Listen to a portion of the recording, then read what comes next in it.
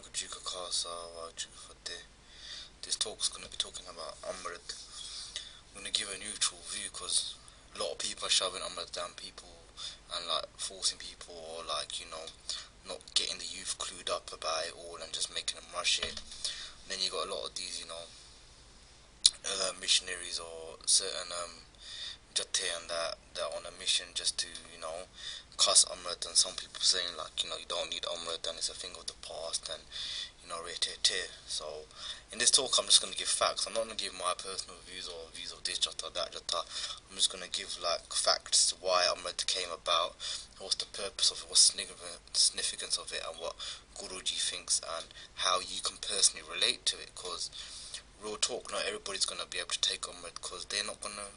It's no point kidding yourself. There's no point being a beastie like me and just, you know, kid yourself, think you can live a Jeevan and a red, or and you ain't got passion for the red, or you ain't studied the KHALSA way of life and you should jump into it. You need to look into it properly. It's good if you can take Amrit and live it properly and all that.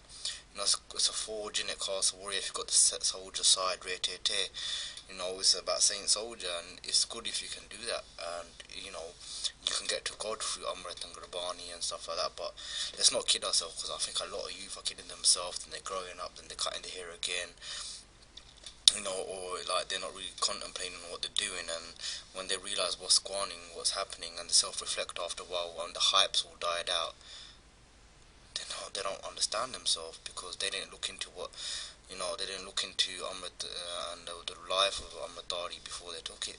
Do you know what I mean? And the people that cuss in Amrit, they just because 1 or 2 Amritaris do mash up things. It don't mean that all Amritaris are bad, but you know, that's the way it goes. You know, people just like to generalise. But hey, it's Galjog. You know, women were getting raped, children getting paedophiled, massacres all over the world. Not people not following true religion. You know, Galjog's really, it's the evil times we're living in. All the right things are seemed wrong, and all the wrong things are seemed right. Do you know what I mean? Like, it's like the Snickers bar tastes so nice, but it's bad for you. And like, you know, the apple, people don't like it, but it's good for you. That's how it is in culture. The things that are, you know, good for you, they're like Simran, it seemed as boring, Keaton and Sikhi, like, people rather go clubbing and that, but it's bad for you, like the Snicker bar. Do you know what I mean? So that's what Galjog does to people, you know what I'm saying? God sent Guru Nanak Dev Ji. All these other avtars, prophets and all that came, but they failed. They got egotistical. Muhammad Jis and all these lot, you know, they started their own paths, and Guru Gobind Singh Ji says that in Dasam Granth. And Guru Nanak Dev Ji was sent. Guru Nanak came to redeem the work, redeem the Kaljog.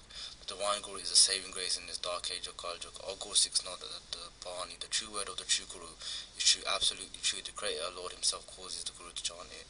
So God talks through the Guru. God is the Guru and the Guru is God. There's no difference between them two. Anyway, Guruji was having a snan in a river, and then he disappeared, and people thought Guruji had passed away, and 3 days later Guruji came, and he came with a goblet, like a little bowl of Amrit with him. Guruji talks about his experience on Ang 150 in Sri Guru Granth Sahib Ji Maharaj. I was a minister at work when the Lord took me to him to sing his prayers day and night. He came and gave his order right from the start, my Lord and Master. He summoned me to his mansion of his presence. He dressed me in the robes of true. And you know, this is where Maharaj went to Sachkhand. The ambrosia nectar of the true Naam is my food. So, you know, came back with Amrit. And Guru Nanak Dev Ji was the one that started Amrit, not Guru Gobind Singh Ji. But at the time of Guru Nanak Dev Ji, it was called Jaran Amrit. The Guru used to dip his feet in the water, and then the Sangat used to take it. And like, this was done, Jaran, I mean like humility in the Guru's lotus feet. This was done, it shows total devotion to the Guru. It's not egotistical for the Guru, it shows total humility. Do you know what I mean? They recognise the Guru as God. Now, if next man put his feet in water and told me to drink, I wouldn't do it. But the Guru was something else. Even though I don't think I'm worthy, because, you know, the Guru's on the next level, and we're not worthy, you know, I'm not worthy, you know what I mean? I can't talk about you lot, you guys, because youngsters are purer. But, you know, only the Guru can get that much respect from me, that I'll drink water or stuff from the Jaran, you know what I mean? Because that's how much Guru's God to me. Guru's everything, you know what I mean? I'm blessed to drink that Bani, yeah? And Guru Nanak, they just started Jaran Amrit. It's just like a wedding. 2 people commit to each other, they make vows. That's what Jaran Amrit is. So you commit yourself to the Guru, and you know, you devote your life towards the Guru. that's basically Amrit. It's like a wedding between you and the Guru, but not in that way. But it's the same sort of principle, like a promise, yeah. And you take vows, and you do a baptism, as they call it, to initiate this little promises and vows that you're making to the Guru. And the thing with the wedding stuff is, you wouldn't really want to marry someone that you don't want to marry. So if you're not sure about being the Guru's Jella, you need to look up on Sikhi, look, can you live the lifestyle and this and that. We're creating a lot of Amritaris, but they're not solid. I can't really talk like I'm solid, but we're not looking up. You didn't look up into it. You have to look up into it, read it more, really feel the buzzing vibes of it. Know from your heart that you're doing the right thing. Don't just do it because your mate tells you to do it, or Balaji tells you to do it, or Killer Sikh units took Amrit and he's doing a track about it, or Sikh channel tells you to do it. You got to ask. You got to have your own relationship with the Guru. Talk to the Guru. Talk to the Guru in English. After you take Amrit, there's a thing called Red.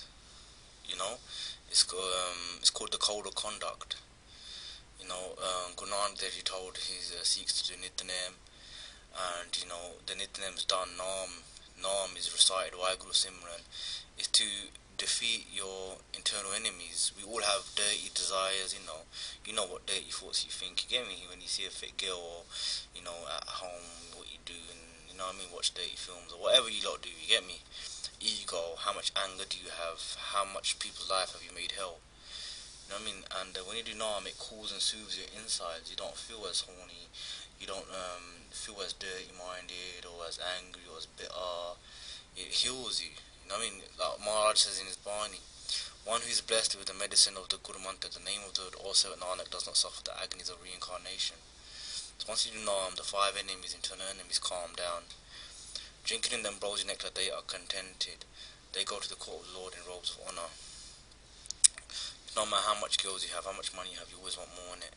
When you do Naam Bani Simran, all that greed calms down and you get contented. Guru Sikhi is the medicine. Our holy saint has given me the medicine of the Naam. Kaljog is the disease, and to conquer a disease you need a medicine. And Maharaj in Kaljog has given us Naam, Waheguru Simran, Mool Mantar, reading Gurbani translations, reading Bani, taking it, contemplating on it. You know what I mean? I know I'm talking like I'm some sort of Santigyani, and I don't do all this, but I just want to teach it to your kids. I'm not saying I do all of it. This is what Sikhi is about. It's not what about Killer's lifestyle is about. It's just because, we're diseased people, you know what I mean? What does the Naam do? So just like that kid is dirty from football and he has a bath, he gets cleaned, our souls contaminate from sins of our past lives and sins of this life and dirty thoughts and evil energies. When you do Naam, it just cleans your soul. And as your soul gets purer, you get more closer to God. And as you get more close to God, your conscience becomes better. And as your conscience becomes better, you get closer to the divine light. And hopefully, one day merging in the divine light, then your soul becomes one with God's soul. That's the aim of Sikhi. One who calls themselves the true Sikh Guru, the true Guru, should rise early in the morning hours, Amritullah, and meditate on the Lord's name. Upon rising early in the morning, they are to bath and cleanse their souls in the pool of nectar. Entanglements end and egotism dies, along with attachments to Maya, possessiveness and anger. The Guru Mantra is Waheguru, Waheguru. Close your eyes, think about between your nose bridge and your eyebrows, there's a third eye there. All your thoughts are going to go through there. Concentrate on that spot and just do Waheguru Simran. The more Waheguru you do, the more you get in tune with God. The poison of corruptions is flowering forth in the 4 directions. I have taken the Guru Mantra as my antidote. His Guru Mantra is Waheguru, whose recitation erases egotism. The Mool Mantra Ekyam Kartanana Kosi be such. Do that. When you do Naam Bani, you get no fear. You don't bully people, but you don't get bullied. And you become compassionate and you care about humanity. And you start being passionate about helping the weak and the oppressed and the poor. And Guru Tegh Bahadurji helped Hindus, when they were getting oppressed by the Mughals, and Guruji gave his head while he was alive. And Guruji is called Guru Tegh Bahadurji, and the Tegh came to Guruji's head, and he sat there like a Bahadur, hence his name Guru Tegh Bahadurji. It's a bit ironic, innit? But Guruji lived up to his legacy. gave his head. After that, Guru Gobind Singh Ji created a guard Purki force, Khalsa, Sun-Spy, God's army, elite force of the world to uphold righteousness. Not to get take licks like the Sikhs are getting these days and not fighting back. Sikhs are guard Purki force. When you're Amritdar, you're meant to be a saint soldier, not just a saint, and not just a soldier. A soldier on his own will just kill anybody because they're ruthless, got no conscience. Yeah, like the British Army have wicked soldiers. The Taliban have wicked soldiers, but they will murder mass amount of people because they're ruthless. A saint will just watch a woman get raped. If he's only a saint, if he's not a soldier. If he's a soldier, he'll smash up the rapist. So you have to, two go hand in hand. You can't be one and the other. You have to have both at the same time. Do you get me? You have to be doing your training and you have to be doing your simran, and you have to use both adequately. Yeah? My Lord can raise the dead to life. You know, a lot of people say Guru Gobind Singh Ji chopped sheep's heads, all bullshit. Guruji chopped the Singh's heads off and mixed matched the Sids, got rid of the caste system. The true are those humble beings who for faith rose up. Oh Nanak, they are not deluded by doubt. So, you know, once you take Amrit, you're giving your head to the Guru. So it changed from Jaran Amrit, and Guru Gobind Singh changed it to Khande Batak Amrit, the water of the double-edged sword, because saint soldiers were made now, and Guruji asked for a head. And you know, you should only take Amrit if you're willing to give your head to the Guru, physically and, you know, mentally do what the Guru says, and physically when time will need, the Guru needs you to be there. You know what I mean? And like, we Kamadars, like myself and everybody, we're not there mentally or physically, you know. We're too busy living our life that we want to live it, because when we took Amrit, I might have not took it from the heart. If we did take it from the heart, we wouldn't be in the state that we're in now. Guru Gobind Singh is Ape Gurjela. After the Panth Singh were given Amrit, Guru Gobind Singh Ji asked for Amrit himself. So the people that are cussing Amrit, saying we don't need to take Amrit, our Guru needed to take Amrit himself, our father. He didn't leave this world without taking Amrit, and the true son and daughter will always try to follow in the father's footsteps. Hence the word try. You know, if you're a true son and daughter and think, I can't be like my father, you know, my father was too good, fair play to you guys. Because at least you're not pretending, you're not putting on an act. You know, like most of the Amritars, like myself, thinking that we could have been like our father. Work your way up to it, hopefully one day you'll be like your father. You know what I mean? But take Amrit seriously, it's not a joke thing. People are making a mockery out of it like it's a joke thing. Like you take Amrit, break it, take Amrit. Some people take Amrit to join the committees or to look good in society or to do a rishta, from the heart, man. You want to take Amrit because you want to be one with the Guru. You want to be the Guru's disciple. Guru Gobind Singh's kids, the Sahibjar, they took Amrit at a very young age. So Guru Gobind Singh Ji wanted the kids to take Amrit, and your son's daughter. Of course, Guru Gobind Singh wants you to take Amrit. Whether you're worthy of taking Amrit or not, you know, you can never say you're worthy, but whether you've got that hearted passion, then practice the raid, then take Amrit, yeah? Don't just take it and not know nothing about it and then try doing it after and you can't do it and then you feel like going back to your old ways. It's not good. Yeah, you're just making a mockery out of Amrit, that is. You know what I mean? Sun-Spy, soldier. The Mughals used to say, why ain't these lot scared of us? The same people that after taking Amrit, they become fearless. And you know, the Singhs is that Bamta Mot Pili Golke, we've drank the water of the double-edged sword. Who are we gonna be scared of? We've drank death. You know? That's the original Karpan, the Kanda that Maharaj made the Amrit for in 1699. Then you keep the Rayat, and one of the Rayat is Bana and Bani. Bani you follow to your internal enemies. Bana is the saint soldier uniform. Not Karpan like that, you know, good Karpan, something practical, you know, you're God's army, you get me? It's not just there for peeling adlu or, you know, just there for show, man. You know what I mean? Like most of these Sikh organizations are saying, let's get real. Then you got all the Panchakakar and that, you know, Kara, Kes, Ganga, and you can't, there's no point having Kes and not wearing a bug in it, like at the start. And Gatara, Karpan, Kshera, Ganga to keep it's got to be wooden, so no electricity messing up your hair. Kara should be iron. Then people that take Amrit get so much guts, so much power, so much knowledge, so much biras is called in Sikhi, innit? Maharaj said, yeah, I will make one Singh fight 125,000 and I will make a sparrow fight a hawk. Only then will I be called Guru Gobind Singh Ji. And at the Battle of Jamgor, Bhai Sangha Singh Ji came out himself, yeah, to fight a legion by himself. I would have took off and run, mate. Yeah, even as a 10 one day, I'm gone. But he came out. Obviously, he didn't beat all the legion, all the like, hundreds of thousands of soldiers, but he came out down in Jakarta by himself to face that many people and died like a braveheart, a diehard of the PANTH soldier. So Guru Gobind Singh's word came true there. Original Amrit in 1699, a little sparrow came and took a drop of the original Amrit. A few hawks came to kill the sparrow, and the sparrow killed the hawks. Again, Guru Gobind Singh's prophecy came true. The guts of Sikhs. I don't know what's happening to Sikhs these days. They've got no guts. A lot of them. Your sons and daughters are warriors. You got the blood of warriors in you. It's about time you realise that. Whether you're Amritdhari or not Amritdhari, whether you're very religious, not religious, the blood, same blood's in you. You have to tap into that energy. It's in there somewhere. Yeah? A Muslim was very egotistical about his soldiers, and he used to big it up, and you know, he underestimated the KHALSA, and he's very egotistical, and he brought Guru Gobind Singh to the present, you know.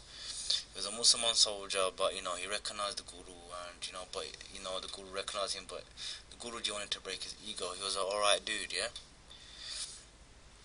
And like, you know, he's very proud of his army, and Guru Gobind Singh wanted to prove a point to him. So when he gave the gun to Guru Gobind, he said, "It's a nice gun, but I really want to see if it could kill somebody." Yeah. He goes, "You always talk about the bravery of your soldiers. Would your soldiers line up and take a shot from the gun just so I could test it?" The geezer started laughing, and he goes, "Like, that's crazy. My soldiers are the bravest of bravest in wars. But who's brave enough to just get shot just so you can test your gun? You know, which soldier would do that to their general?" And Guru Gobind Singh Ji said, "Look, you know, the KHALSA will do anything for his general." Yeah? And he said to the Singhs, "Is there anybody that would test out my guns to see if I can shoot them and it works and it can kill a man with one shot?" There was a father and a son. They both started arguing, and they started running towards the Guru, and they were doing the starter, and they still came out running, and they were arguing, and they both argued to see who's gonna die first from the shot, and they're both fighting each other, and they're lining up in front of each other. They both saw it as a blessing to, you know, they would always obey their father, you know. And the Muslim man must take to Guruji, and he said, "Look, I've never seen an army this brave than that." And you know, the Muslim, a few soldiers, they converted into Sikhi. You know, that's the power of Sikhi, and that's the power of the Guru. Once people saw the Guru, they were just knew that was God on earth, and once they saw the KHALSA, they respect the KHALSA, they left their own allegiances and that, and became Sikhs. You know, once you see something like that, you can't walk away normally, you know what I mean? And that's how brave the Sikhs were. They would take a shot for their Guru straight, just so the Guru can test their gun. How brave are we? How many, you know, incidents have to happen for us to wake up? You know, how jokers like me, we don't hardly listen to nothing of the Guru, and these are willing to take a shot from the Guru just so Guruji could test his gun. Sheet by Avdar Singh Ji Brahma. Recent history. Saint soldier, look at his eyes. The eyes tell us, eyes are the reflection of a man's soul. Singhrow got kidnapped. He went down his own with his gun, shot up the police office station where all the officers were raping the Sikh women. Helicopter went after him, got the women out of there. A bullet hit his hand. As you can see, he's got one finger missing. Had a encounter, shot the helicopter down, escaped. A few weeks later, got shaheed in another battle. But that's the spirit of Singhs. Die hard soldiers, ride or die, death before dishonour. Warriors. Not just little minor street fighters or gangsters or whatever. Warriors. Righteous warriors. Sarblo warriors. Gardpurki Forge. Here you have the KHALSA going through hardships. Hardships is what makes a person who they are. Do you know what I mean? The hardest men I know is people that have been through poverty, been through hardship. I met a lot of Sikhs in my life, yeah? I've been all across the country doing talks. The hardest mans I know are from the ghettos. Yeah, who've got broken families, this and that, who've done a bit of naughty stuff back in the days, done their bank robberies, they're dealing, wheeling, stealing. Now they're trying to live the righteous path, but they're hardened, man. They will go jail and they will not snitch. They will not take shit of nobody. When the Khalsa was going through hardships, they were the hardest of the hardest. Now we've become all pampered and that, and all lazy and stuff, and fat and rear-tit-tit. No disrespect to the people that got diseases and they're fat, but not to the lazy souls just that overeat and they don't train. And they're on the dies and they put their kamal gas on, and like the kamal gas is popping up, and like they got the Garbana like 3-4 yards away from them, you know what I mean? And it's attached to their own body. It's embarrassing, bruv. Like if you sat on a horse back in the day, the horse would collapse. How would you be able to run to your enemy? You probably a roly-poly and fall over, you know what I mean? Singhini and Singhs. Warrior princess, not princess like Cinderella trying to find her mate in green or pink and that rare tear. A warrior princess and warrior core. Princess as in, you know, keeps the virginity into marriage, the pure, the innocence, the honor, the self-respect, the dignity of a princess. If you're a whore, how are you gonna get treated like a princess if you got no self-respect, if you're wearing slaggy clothing, showing your cleavage, showing your backside, going after man after man after man, and sleeping with man before marriage? People ain't gonna show you no respect. If you wanna get respect, you have to respect yourself. A Singh, a lion, honourable, chest out, walking with confidence, not walking with his head down and shit in it, you know what I mean? Like most of the Singhs do in town centres and stuff, you know, that honour of a lion, man. When a lion rules in the jungle, everybody feels the lion's presence, you get me? And that's what a real Singh should do. When a real Singh's up in the building or up in a place, people should know these are serious dudes, don't mess about with them, man, you get me? But, you know, everyone now is calling us raggeds and taking us for a laugh, and the only way things are going to get better is if people start repping it, innit? Like, not repping it as in that, you know, just doing idiot stuff, but repping it. If someone tries taking a bug off, knock their block off, I've said that many times before, don't seem to be happening. Don't know why it's happening. If no AKALI and Gore in the hood ain't taking shit off nobody, they ain't doing no spirituality, they ain't took the Amrit, but they still don't let no one violate them. So what's happening to the things? What's happening? Is that what it's come down to? Chavi Gore from a council state more braver than Singhs now? Is that what it's come down to? Because it looks like that way. Everyone needs to self-reflect and wake up. A lot of kids are keeping the gas, but they don't know why they're keeping the gas, man. If people are gonna keep the children's gas, or you're gonna get them to seek it, please explain to them why you're doing it, please. Because when I go to these camps and I ask people why you keep gas, why are you doing this, why this, they don't know. They need to know. Do you get me? Because if they don't know, when they get older, people can mess up with their head and their brain and will mess them up. You know what I mean? The hair, moustache and beard are created within God's order. How can those who violate their natural form by cutting their hair ever be accepted by the Lord? God has made the human perfect, but the dishonourable destroy it. They will find no place in the court of God, like the unbeliever, dog and Satanist. The Guru stamp his gears and kandiki ball. One who removes the gears is known as an apostate, Bearmuk. One who shaves the stamp of the Guru of their child, i.e. cut their children's hair, realize that person will suffer a terrible death and be known as a ghost. Your duty is to keep your kids' hair, yeah? When your kid gets older, if they want to cut it themselves, they want to cut it, that's their own decision. But until they're a certain age where they've got enough understanding, you've got to keep their hair. Whether you don't keep your hair yourself, you've got to try to keep your kids' hair. Try to raise them up the right way. If they go wrong after, you can't force people into Sikh, you'll force them to keep their hair, because Sikh has got to be done from love. But you've got to try and raise them up the right. If they go the wrong way, you've got to let them be and let them have their own journey and come back into it themselves. Just do a dance for them. The code of conduct's important, yeah? There's a Shabbat. Rehni Rei Soi Sikh Mera Osai Muska Jera. This is by Guru Gobind Singh Ji. They are true Sikh who follows the discipline teachings. They are my master and I their slave. Without the Sikh discipline, do not call yourself a Sikh. Without Sikh at the core of the God, you should receive punishment. The first supreme discipline is to drink the nectar of the double-edged sword. You know, the Amrit is the first discipline. You have to work your way up to Amrit. When you take Amrit, then you have to, like, you know, sort your Jeevan out even more. You're only a true Sikh, not because you just take Amrit, because a lot of people take Amrit for different reasons. If you're living by the whole code of conduct properly. Otherwise, we're all Sikh by name. Like, I'm a Sikh by name. I'm born into a Sikh family. I'm a Sikh because I believe in Guru Granth Sahib Ji, but I'm not a true Sikh because I'm not following it properly. Yeah? That's what that Shabbat means. Once there was a geezer, this proper saint. He's a Brahmgyani, close to a Brahmgyani, yeah? On that sort of spiritual level. He goes to Guru Gobind Singh Ji. He goes, you know, I don't need to take Amrit. I do so much bad, I do this, that, rate, like, I'm happy the way I am. Why do I need to take Amrit? Guru Gobind Singh Ji said, you see your answer in a few days and you come back to me and tell me. You'll work it out yourself.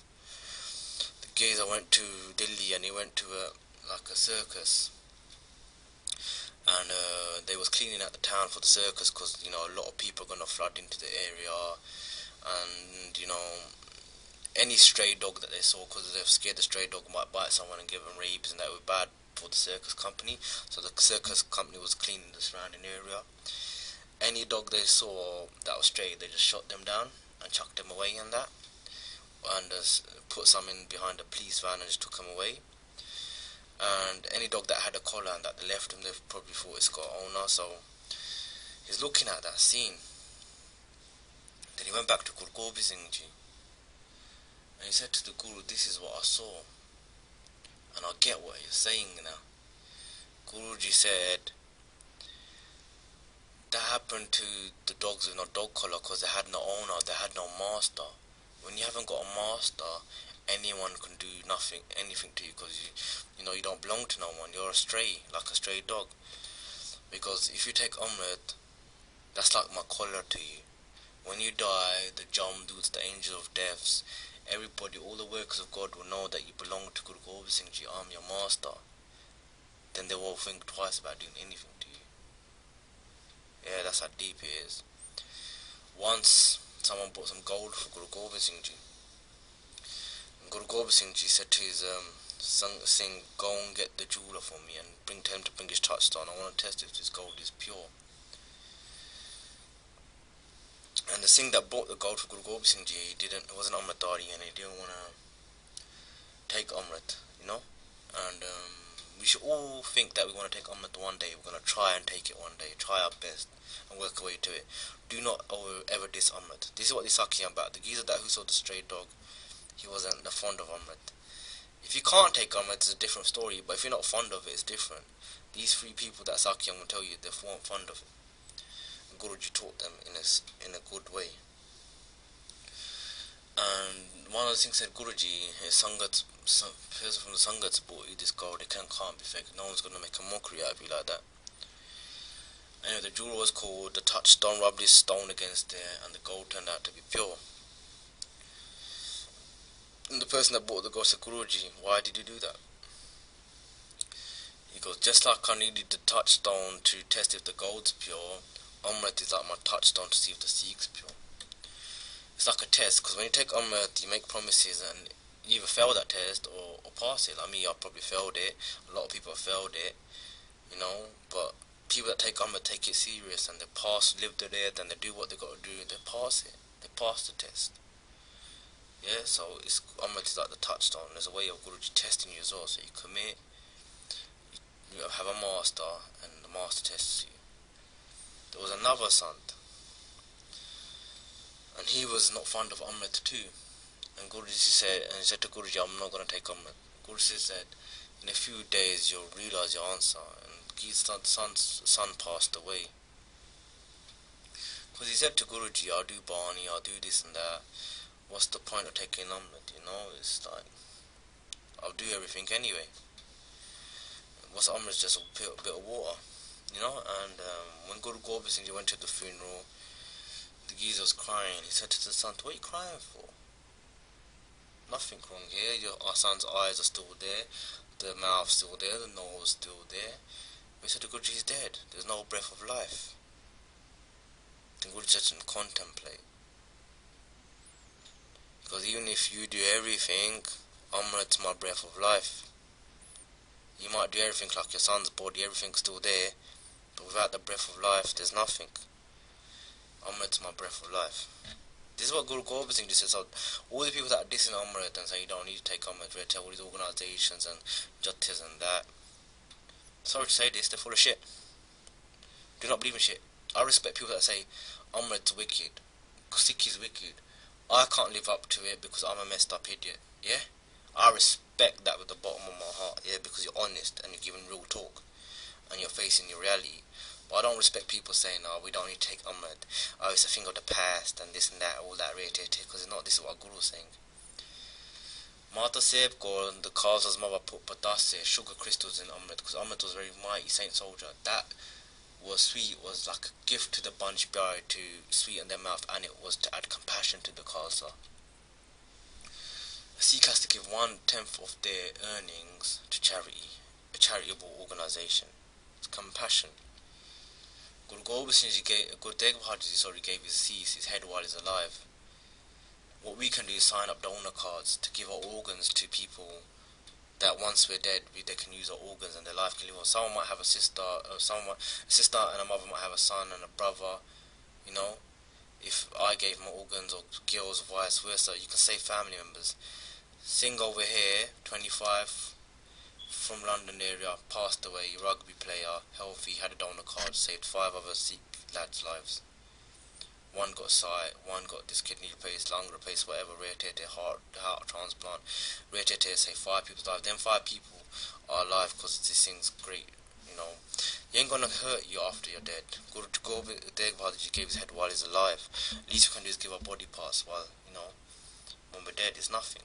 Yeah, because all you're gonna get burned anyway. Someone else can use it for the betterment. Use it. It's like your old pair of trainers. You might just want to chuck them out, but it might come in handy for someone else. £3 can make a difference. You might put £3 in the machines, get little tricks, get this and that. Sometimes in East London, the machines get stuck, you kick it and you get arrested. You know what I mean? The alarm goes off or whatever, public transport police, you know what I mean? I've been arrested many times for trying to kick out some stuff. And they've jacked my money as well. £3 in India can give a little kid sight. They have cataract, like a, you know, some little dead skin layer on their eyes, and laser treatment costs £3 per child, and it gives them the sight back.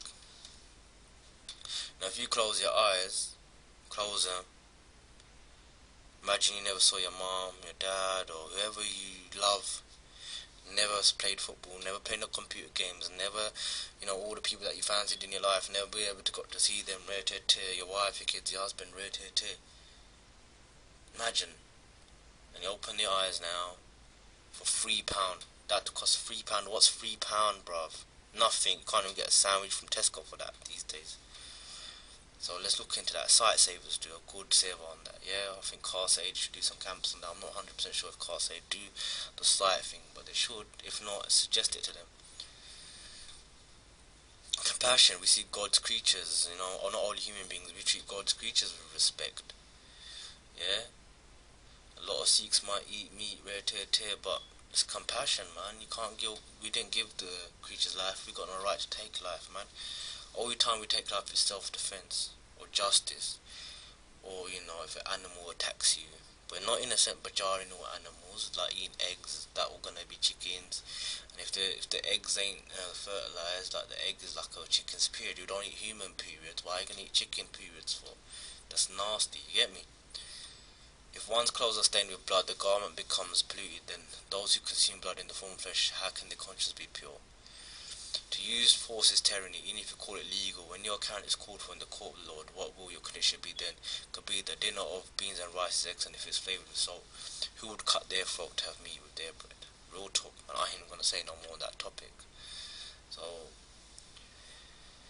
Amrits are necessary. Whether we can take it or not is up to you, you get me? You know whether you can live up to the earth if you got the passion. I'm not telling everyone take Amrit, take Amrit. I'm not telling everyone don't take Amrit, don't take Amrit. I'm just saying this is what Amrit's about. It's up to you. You have to follow your heart. You have to follow where you want to go in your life. I took my Amrit, you know.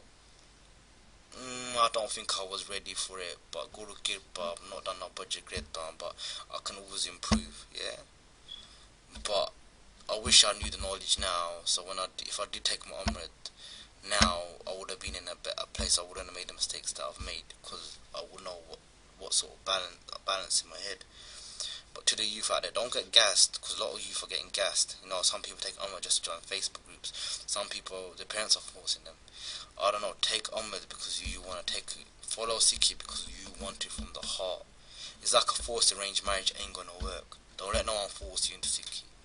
Why could you call Khalsa? Why could you for that?